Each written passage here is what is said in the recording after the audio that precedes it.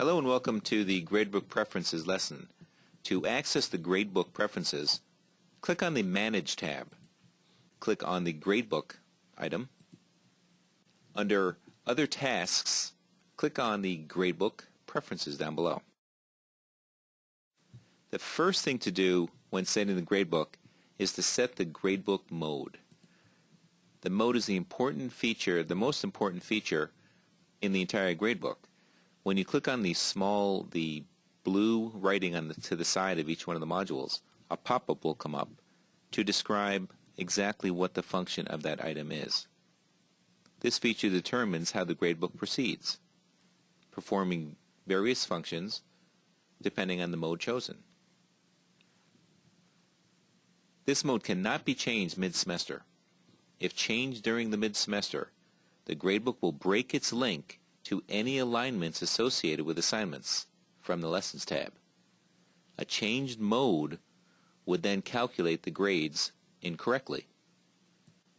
The two different modes to choose from are percentage, which is the default setting, or points.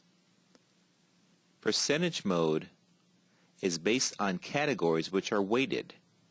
Each category is created for the main graded elements of the course, such as exams at 25%, homework at 50%, and quizzes at 25%. Each category will have a specific weight and then added together to equal 100%. This mode allows you to have as many categories as you wish. Points mode, on the other hand, is determined by one category totaling 100%, in which all the assignments are added to this category and averaged together. Every element, including tests, projects, and quizzes, all add up to a predetermined point total. As students receive the grades, or points, throughout the semester, the total number of points accumulated will create a percentage of these points for their final grade. Each letter grade is then represented in the grading scale, which we'll set, and it's set according to the department's requirements of what constitutes the AB grade. SU or pass-fail grades can also be used to set this way. Although it is possible to make more than one category in the points mode, we recommend staying with just one main category and call it course content.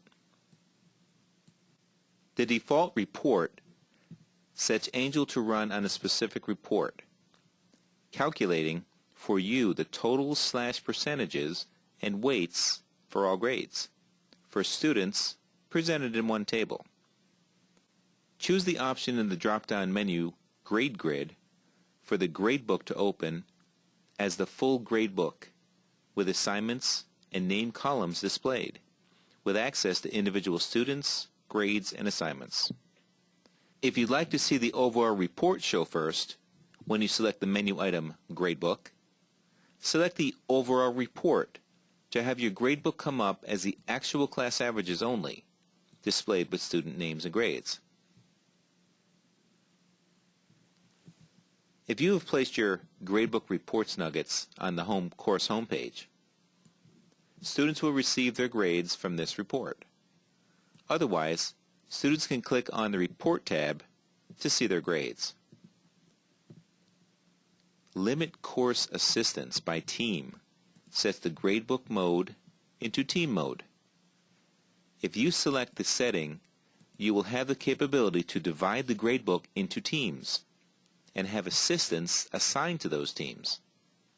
Teaching assistants, if you have one, can be assigned to a specific team and will only have access to the submitted assignments for that team. Team A assistants can only see and edit the students from Team A. The Show Instructors in Grade Grid and Report Views option allows the instructor to view himself in the gradebook report. This function is best used as a testing option to see if your gradebook is calculating correctly, especially if you have decided to enter in your own grading formulas. Report defaults. We're going to take a look at the assignment format, and you've got the category format and the overall report. The assignment format is used to determine how to display assignment grades in this grade report.